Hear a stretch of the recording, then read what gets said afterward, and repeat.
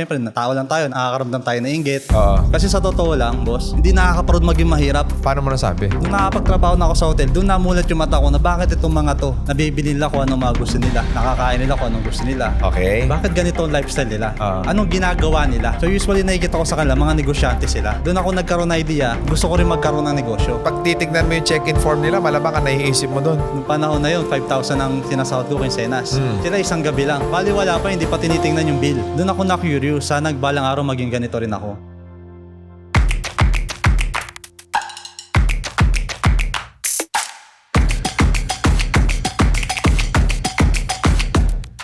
Ang mga opinyon at pananaw na ibinabahagi ng guest sa programang ito ay hindi kinakailangang sumasalamin sa host sa show o sa mga kumpanyang kinabibilangan ng mga ito. Alright, so good morning, good afternoon, and good evening mga boss. So nandito na naman tayo sa napaka-espesyal na episode na kung saan tinatalakay natin ang espesyal na tagumpay ng bawat i-interviewin natin. So kasama natin ngayon ang founder ng Jeff Data Computer and Accessories, and he is also the owner sa isa sa mga pinakasikat na clothing line ngayon. Walang iba kundi ang Good Mafia Clothing. So kasama natin ngayon si Boss Jefferson Data. Ayan. Good morning, good afternoon, good evening din po. Isang privilege ang ma-interview ako dito ni Boss RDR. At syempre, maraming salamat sa mga viewers din ni Boss RDR.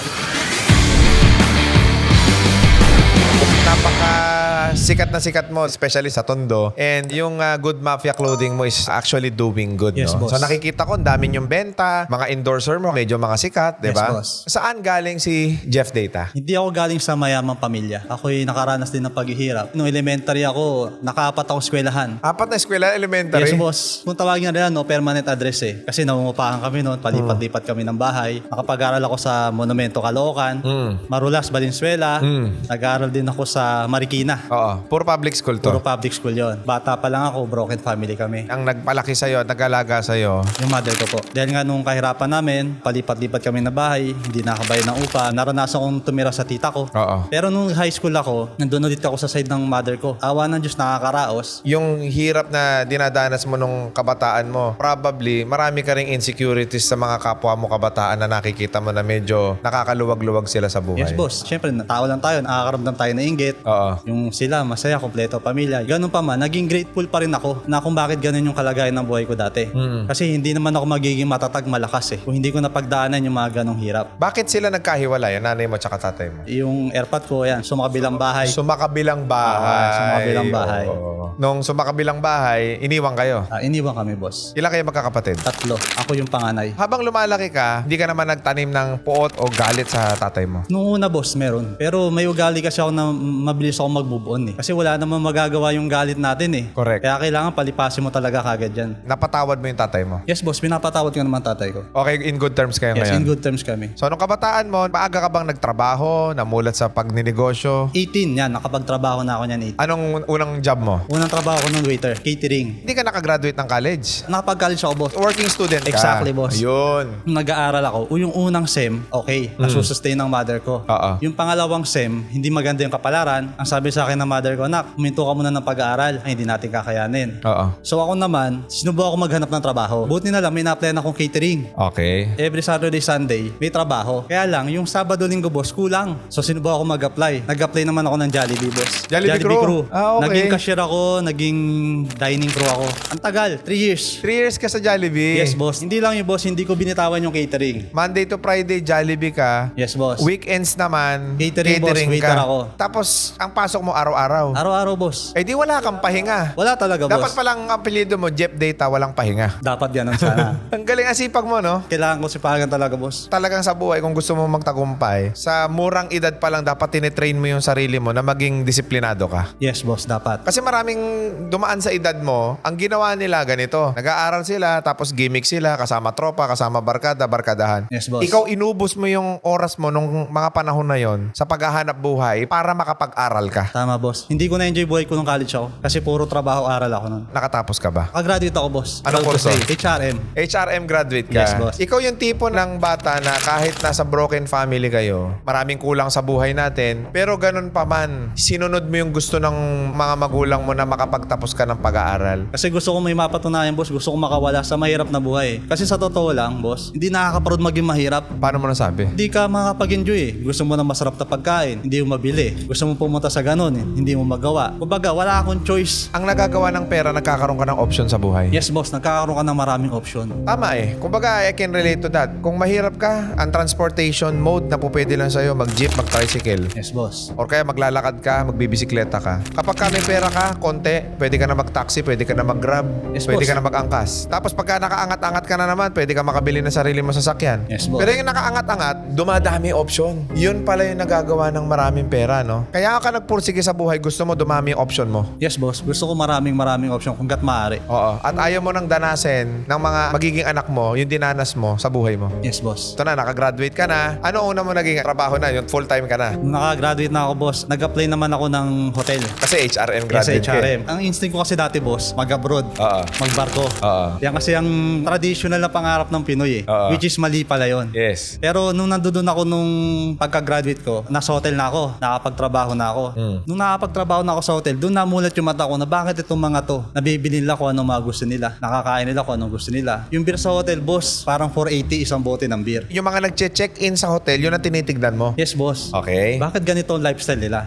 Anong ginagawa nila? Doon ako na-curious. So usually nakikita ko sa kanila, mga negosyante sila. Doon ako nagkaroon ng idea, gusto ko rin magkaroon ng negosyo. Pero hindi ko alam kung anong negosyo. Pero ang common lang sa kanila, yung mga nagche-check-in sa inyo lagi, may negosyo. Yes, boss, may negosyo. Puro yung businessman kadalasan. So anong hotel ito? Sofitel, boss, sa may Ross Boulevard. 5-star hotel yan, di ba? Yes, boss, 5-star hotel. Oo. Nung ako ay nakagraduate, yun na talaga target ko, mga 5-star hotel. Naobserbahan mo, yung mga guests ninyo, more on mga business owners. Business owner, boss. Kasi nakakapag-check-in sila ng ganitong halaga. Pag titignan mo yung check-in form nila, malamang ang naiisip mo doon, sweldo ko na ng isang buwan to ah. Pag may nag-date, boss, isang bili na, 5,000. Eh 5,000 gaano katagal bago mo kitain sa trabaho? Nung panahon na yun, 5,000 ang sinasahod ko kinsenas. Sila isang gabi lang. Bali wala pa, hindi pa tinitingnan yung bill. Swipe lang sila. Doon ako na-curious. Sana balang araw maging ganito rin ako. So ilang taon ka nagtrabaho sa hotel? Mga 2 years. Nag-resign ako doon, boss, kasi kahit anong galing ko doon, hindi ako ma-regular. Bakit? Under ako ng agency. So kahit anong sipag ko, hindi ako na-appreciate ng company. Pagka-under ka ng agency, Renew ko ng renew, boss. Kasi karaniwang pangarap ng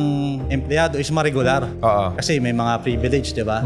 Nasa 2 years na ako nagtatrabaho, wala man lang na ipo-probationary ako, ganun. So nag-apply ako sa ibang trabaho. Oo. Nag-apply ako na nag-apply. Ang sunod ko naman trabaho, boss, sa ano na ako? Resorts World Manila. Oo. 5-star ulit yun. 5-star hotel. Hotel casino. Oo. Ang ina-applyan ko sa casino, boss, is butler. Yung butler, maganda lang pakinggan yung butler eh. Pero ang trabaho ng butler parang alalay eh. Personal alalay ng guest, parang ganon. Buhatin mo yung gamit ko. Yung kargador, parang ganon. Pinaganda lang, boss. Yun yung ina-applyan ko doon. Kasi malaki tip eh. Kaso, yung position na yun is hindi available. Ang nilagay sa akin position, boss, cashiering. Oo. So walang tip. Walang tip, boss. Pero probationary. Mariregular, may pag-asa. So, sinugalan ko na kasi sabi ng HR, pagka nakapasok ka naman, madali na mag-transfer. Eh, yun talaga gusto ko. Wala akong choice. Pumasok na ako ng cashiering. Sa cashiering, boss, sa Resorts World, ang nakakatuwa, all around cashier ka. Cashier ka sa casino, cashier ka sa theater, cashier ka sa Valley Parking, cashier ka sa Chinese restaurant, cashier ka sa bar. Rotation ka. Dahil rotation ka, boss, ang daming learnings. Okay. Kasi iba-ibang experience, iba-ibang tao. Ganun pa man, nakakita pa rin ako doon, boss, iba-iba lifestyle nila. Kasi nasa mundo ko ng mayayaman eh. Yes. Nagtrabaho ko sa mga pangmayaman. Kaya ang dami ko nakikita. Yes. Na-regular na ako ng cashier. Naging good news. Yung ina-apply ako ng butler, hindi pa rin open. Yes. Ngayon nagkaroon ako ng chance na merong open na ibang slot na department, which is cost control. Ano yun, under ng finance. Ay ang kailangan sa cost control, boss, graduate ka na accounting. Eh hindi naman ako graduate na accounting. HRM ako eh. So nung sinubukan ko, naglakas loob ako. Kasi nanawa na ako sa cashiering, boss. Sinubukan ko yung cost control. Ikaw yung taga-control ng budget, yung costing ng mga tinatapon ba para makatipid yung company. Hindi naman ako accounting, boss. Nilagay ako sa encoding. Wala na akong ginawa kundi mag-encode na mag-encode. Sa cashier ka hahawak mo. Ngayon naman computer, type Pero ka naman ng type. ang kagandahan doon, dahil encoding, computer yung boss. Mahilig ako sa computer. May knowledge ako sa computer. Sanay na yung kamay ko eh. Yes. May mga kasama akong accounting, tinatanong ko sila, boss, paano ba yung ginagawa mo? Paano ba napapabilis? Hindi ko naman linya eh. Yes. Yung sa Excel, hindi ko master. Lagi lang ako nagtatanong, ang kulit ko, tanong ako ng tanong, paano mo ginagawa yan? Lahat ng sinasabi nila, ina-adapt ko yun. Ina-adapt mo. Pag na-adapt ko na, ina-experiment ko pa yung kung paano ko mapapaganda. Yes. So nung napapaganda ko na, napapansin ng boss ko. Kasi nagagawa ko na mas mabilis yung trabaho. Yes. So na-promote ako from encoding, naging cost control na ako. Nag-audit na ako sa mga restaurant, sa bar. Later on, yung mga accounting, meron sila mga terms na hindi ko rin maintindihan kasi hindi naman talaga ako accounting. Yes. Nagtanong ako na nagtanong. Hanggang yung mga formula sila nila, nakukuha ko, napapaganda ko. So, nagiging parang accountant ka na rin. Pang-accountant talaga yung trabaho na yon. Oo. Pag mayroon isang bagay na nagustuhan ko, boss, sinusubukan ko mag-excel. Yes. Binibigay ko yung best ko. So nagagawa ko na siya na mas madali, boss. Yung trabaho na 8 hours, nagagawa ko within 2 hours lang. Yes. So marami akong petix time. Yung petix time ko na yung, boss, dahil mahilig ako sa computer, doon ako sumubok ng mga, bumibili ako ng sirang computer. Dito nung Eto nagsimula. na. Oo. Oo. Kasi sa cellphone, tumitingin ako ng mga sirang computer. Second hand. Yan. Usually sira. nga, boss, sira nga binibili ko nun eh. Kasi Sira. mura. So, after ko ng duty, pupuntahan ko yung may meet up, titina ko yung sira. Gagawin ko yung, boss. Pag nagawa ko yung bebenta ko. Ulit-ulit ko lang siyang ginawa. Napadali ko yung trabaho eh.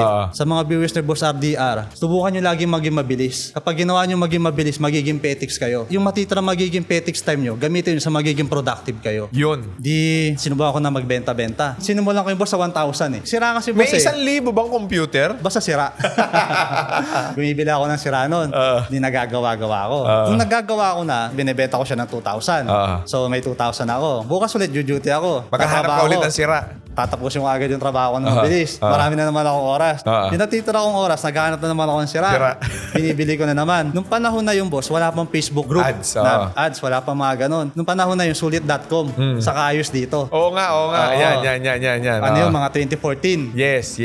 Bumibili ako doon lagi. Doon ko rin binibenta pag nagagawa ko. Sa sulit, no? Yes, boss. Sa sulit.com sa Kayos dito. Pero ngayon, wala na yung mga Wala yun na, eh. ano? Parang 6 months ko siyang ginawa. Sabi ko, may pera dito. Okay. Nung tumatagal-tagal na, sabi ko sa misis ko, gusto ko na mag-resign. Yes. Gusto ko nang tuluyan tong Okay. yung mother-in-law ko.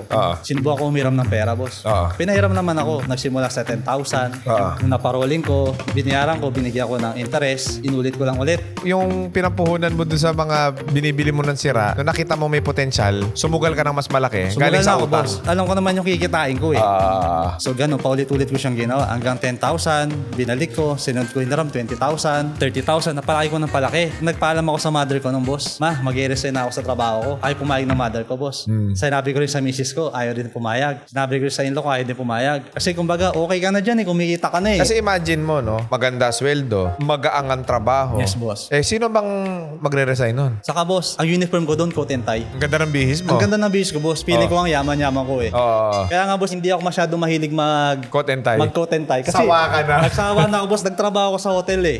Pero hindi ko ma-appreciate kasi doon inuutos-utusan ako eh. Correct. Kaya feeling ko nga pagka ganito nga suot ko, hip-hop. Mas Mas may dating. mayaman pa nga yung dating ko eh. Mas may dating pa ako eh. Pero sa disclaimer, opinion ko lang yon. Gawa ng experience ko. Hindi, minsan sa totoo lang guys kung sino pa yung simple manamit, yun pa yung may pera eh. Yes, boss. Minsan kung sino pa yung napakaganda ng bihis, yun pa yung kapos eh. Hindi nag-resign ka ngayon. Okay, paano mo ngayon inumpisahan yung negosyo? 2015 ako nagsimula, yung solong negosyo na. Yan. Nagkaroon ako ng struggle ng boss. Yung unang taon, bago pa ako magkaroon ng shop, boss, ang shop ko noon sa 3rd floor pa. Saan address? Sa Tondo rin, boss. Sa side ng misis ko yun, doon kami nakatira. Doon ako nagsimula ng buy and selling. Yung customer nga, nahiya ko, akit pa, tapos ihatid ko pa babae. Buy and sell na computer. Yes, boss. More on second na lang yung umpisahan ko noon. Nag-umpisa ka sa sira, ngayon upgraded ka na. Upgraded Second na, hand boss. na Second ngayon. na, boss. Gumagana na talaga Gumagana yun. na. Oo. So, nung nagkaroon na ako ng shop, 2015, doon ang simula ng karir ko ng negosyo. Yung mga unang buwan ko, parang gusto ko magsisi nung una eh.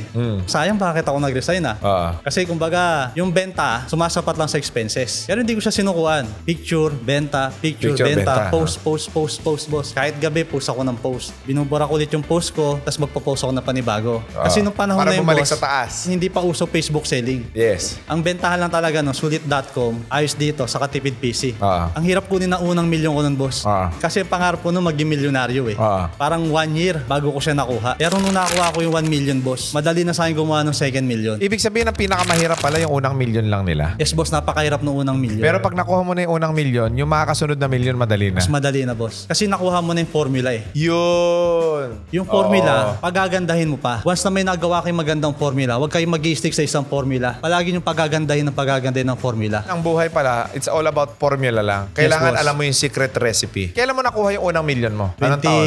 2016 na, boss. So, isang taon na grind. Walang day off yun. Hustling. Pati Sunday, tinatrabaho ko yun. Oo. Ang trabaho ko ng boss, 18 hours a day. Siguro kaya mo nakuha yung unang milyon mo dahil magmula nung high school ka, nag-college ka, nagtrabaho ka, nagnegosyo ka, Yes, boss. lagi kang walang holiday. Yes, lagi boss. kang walang day off. Na-immune ako sa pahinga. Kaya siguro, nakukuha mo yung mga bagay na gusto mo makuha. Kasi sabi mo nga kanina, kung gusto nilang umasenso, Yes, boss. dapat wag ninyong tigilan. Yes, boss. Dapat aksyonan nyo kagad. Pinokpok mo ng pinokpok, pinalo pinalo mo ng pinalo. Kung ayaw magbukas ng bintana, kakatukin ko pinto. Kung ayaw magbukas ng pinto, gigibain ko yung pader. Exactly, boss. Huwag mong tantanan. Ang nangyari nung nakuha mo na unang milyon mo, yung pangalawang milyon mo, madali na sa'yo. Kasi paulit-ulit ko na siyang ginagawa. Mas lalo ko ng gigil. Teka lang, may pera ka na. Bakit hindi ka nakokontento? Hindi pa sapat, boss eh. Baka greedy ka na yan. Dapat may pagka-greedy ka sa pera. Dapat may pagka-greedy ka sa pera. Yes, boss. Bakit? Kasi pag hindi ka naging greedy sa pera, hindi ka aangat. May steady ka lang, boss. Yes. Kailangan mong magtiis para mas makatulong ka sa marami. Ibig sabihin yung greediness mo, ang goal mo is para ma-provide mo sa mas maraming tao. Yes, boss. Kailangan mong kunin yung tagumpay na hindi kinukuha ng maraming tao na ang inaakala nila pangit at masama ang pagiging greedy sa pera. Yung pala, kailangan mo maging greedy sa pera as long as hindi ka nang aapak ng ibang tao. Exactly, boss. Nagninegosyo ka ng tama, galing sa marangal ang kinikita mo. At yung kikitain mong malaki, yun naman ang itutulong mo sa maraming tao. Yes, boss. Yun ang formula ng buhay. Siyempre, the more na umangat ka sa buhay, the more na mag-hire ka ng tao. Kung hindi mo kukunin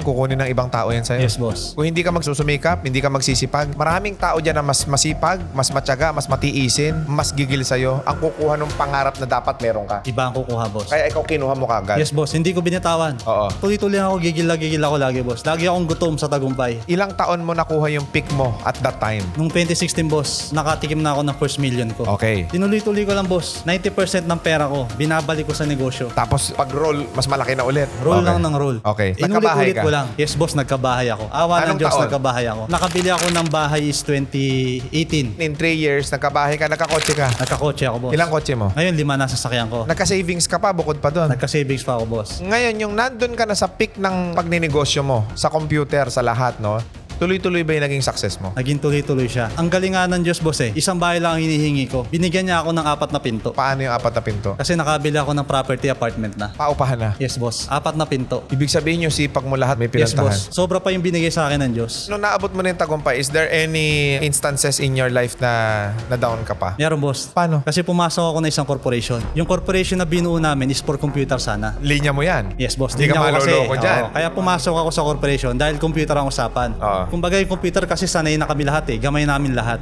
Yung isa namin partner nag-offer ng iba pang negosyo which is cosmetics Cosmetics. at saka restaurant. Restaurant. So sa corporation kasi boss, meron kasing botohan yan. Kapag ka natalo ka sa botohan, wala kang magagawa. Susunod ka sa nakakarami. So yun na, tumatakbo na boss. Yes. Nag-invest kami sa hindi namin linya. Cosmetic eh. Malayo Yes, sa boss, computer cosmetics. Hindi ko rin siya hilig. Although HRM graduate ako, hindi ko field yung linya ng restaurant. Oo. Nagtuloy-tuloy yung corporation, nalugi boss. Magkano? 5 to 6 million boss. Dahil nagnegosyo ka sa hindi mo linya. Sa hindi ko linya. Nagnegosyo ka ng wala kang idea na hype ka Yes, sa boss. negosyo ng may negosyo. Na-hype ako. So ano nangyari ngayon? Nagkaroon na kami ng mga struggle. Mahina yung sales. Imbis na kumita, puro kami palabas. Bayarin dito, renta rito, expenses dito. Yung iba kong partner, ang lugi may 10 million. Yung iba kong partner, 5 million din ang lugi. May isa kong partner na lugi ng 3 million. Ang dami namin lugi, boss. Biruin mo yung pinaghirapan ko ng maraming taon na wala, hindi mo inaasahan. Ibig sabihin na bankrupt ka? 200,000 na lang natira sa akin pera. Milyonaryo ka, naging 200,000 na lang pera mo? May mga tao pa ako sa company ko na kailangan ko pa sweldohin. Common yan eh. Yes, boss. Sa maraming mga negosyante, yung tipong meron silang negosyong kumikita, ang tino-tino nung negosyo nila, tapos mag-i-invest sila sa ibang field, sa ibang industry. Yes, boss. Lahat kasi ng negosyo may trial and error. Pag hindi ninyo na-master at hindi ninyo na-recover yan, bankrupt talaga ang kahihinatnan nyo yan. Nag-vertical integration ka na lang sana ng negosyo mo, na doon ka na lang sana luminya sa mga computer. Yes, boss. Nag-cosmetics kayo, tapos nagpagkain kayo ng negosyo, hindi nyo naman alam i-operate yan.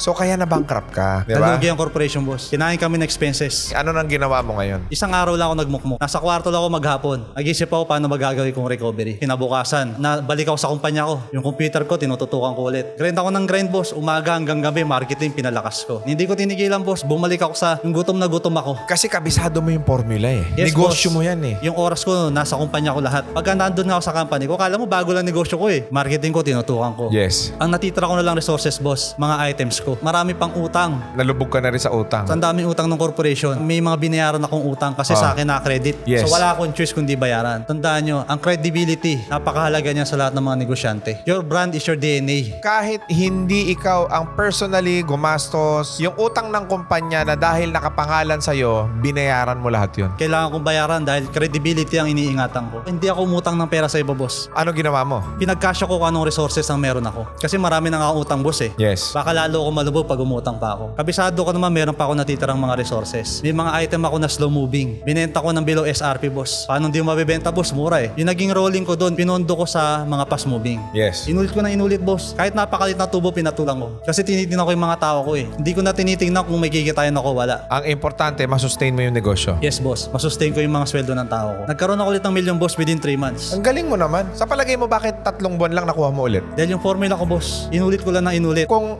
kabisado mo na yung formula, kahit bumagsak ka ng ilang paulit-ulit, kaya mo ulit iangat ang sarili mo. Yes, boss. Nung nalugi ka, naging blessing pa sa'yo? Yes, boss. Kasi wala namang mangyayari sa akin kung titignan ko pa siya ng negative eh. Tinignan ko na lang yung magandang naidulot sa akin ng pagkalugi ko. So ano yung feeling na mahirap ka, yumamang ka, naghirap ka ulit, tapos yumamang ka ulit? Napakasarap, boss. Basta alam mo yung formula, no? Ang formula ni Jeff Data, number 1, grind lang ng grind, sobrang sipag. Yes, boss. Walang day off, walang holiday. Pangalawang formula mo to success. Ano yung mga ginawa mo? Humility, boss. Kailangan, Humility. Yes. Unahin mo yung mga taong nakapaligid sa'yo. Yes, boss. Okay, pangatlo. Yung diskarte mo, boss, lagi mo pagagandahin. Huwag kang mag-i-stick sa dati mong diskarte. Lagi mo siyang pagagandahin na pagagandahin. Hahanap ka ng pinakabagong mga sistema, mga proseso na makakaganda sa negosyo mo. Yes, boss. Kamusta naman ang benta ng Jeff Data Computer Parts and Accessories? Ang sales ng Jeff Data PC ngayon, boss, okay naman. Isa kami sa lowest price. Isa kayo sa pinakamurang Yes, bilihan na boss. computer. At hindi lang mura, boss. Pinapahalaga namin ng mga customer namin. Pag may bumibili sa amin mga customer, minsan bumibili sila ng mga gantong specs. Ginaguide namin kung ano dapat yung kailangan nilang bilhin. Oo. Hindi kami basta-basta benta lang ng benta yung negosyo. Yes. Yung value for money ang tinitingnan ko lagi. Ilang branch na ngayon ng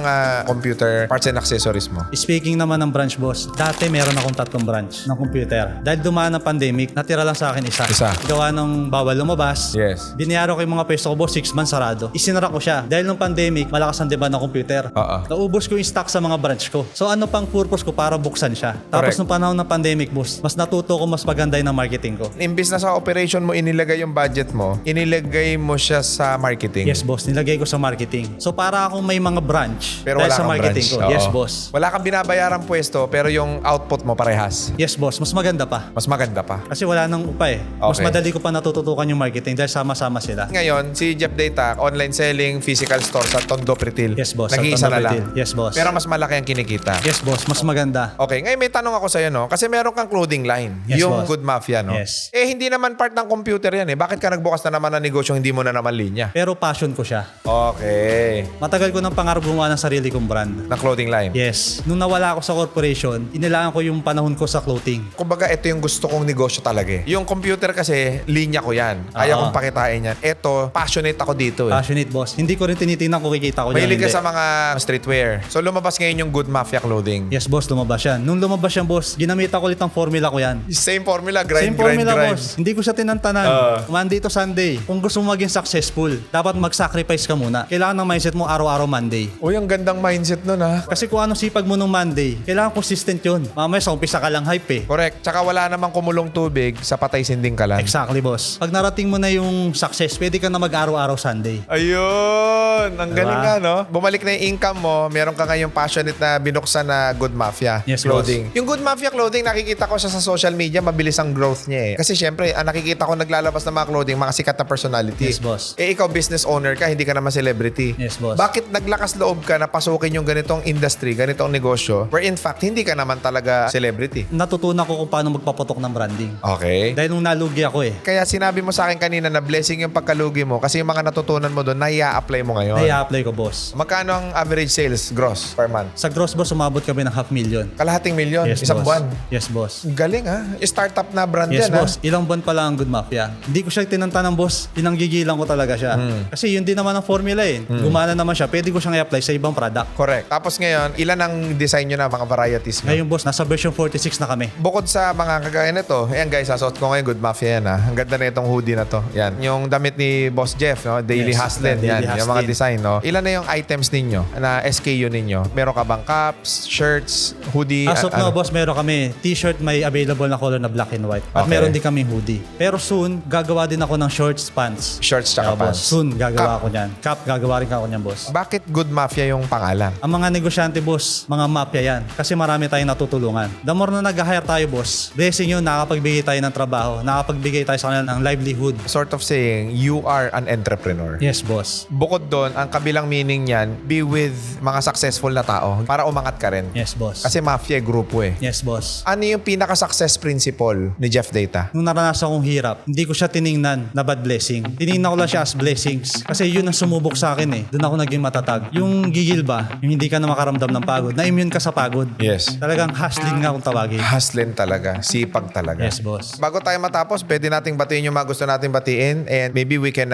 promote our business also. Isa-shoutout ko nga pala yung business ko, yung Jeff Data Computer Parts. Basta usapang PC, maasahan nyo po ang Jeff Data PC dyan. Mapa-brand new, mapa-second hand. Meron po kami yan. Tapos sa mga clothing line naman, napakaganda ng aming mga quality. Sana masubukan nyo pong lahat. Yung Good Mafia ba open for reseller? Open din po for reseller yan, O boss. sige, saan sila magme-message? Pwede lang po kayo mag-message sa aming mga Facebook page. Yan, Jeff Data PC, Good Mafia. Sa TikTok, paki-follow na rin po ang aming mga account. So yan guys, sa lahat ng mga nanonood at nakikinig ng video na to, no, ang Jeff Data Computer Parts and Accessories and as well as Good Mafia Clothing. Marami sa akin nagtatanong, boss, gusto ko magnegosyo ng clothing line, paano ba ako mag-uumpisa? Eto na naman yung sagot. Pag nagpa-delay ka pa, nagpatumpik-tumpik ka pa, walang mangyayari sa'yo. Ayan na. So ilalagay ko ngayon yung Facebook page nila at TikTok page nila. Paki-message nyo na sila now na kung gusto nyo maging reseller ng computer at Good Mafia Clothing. Ayan. So follow nyo rin sila sa lahat ng mga social media account nila. So maraming salamat sa'yo, Boss Jeff. Maraming salamat din, Yes. Boss Abdiar. So sa lahat ng mga nanonood ng video na to, huwag nyo kalilimutan i-click yung notification bell para lagi kayong updated. And also do not forget to follow us on Facebook, YouTube, and Instagram account namin. Muli, maraming salamat sa inyong mga boss. Pero bago tayo magpaalam dito, magsipag lang tayo, magsumikap tayo, at lagi natin tandaan, we always be grateful in life. Kasi yung pagiging grateful natin, yan ang magdadala sa tagumpay na gusto natin. Muli, maraming salamat mga boss, and God bless you all. Thank you.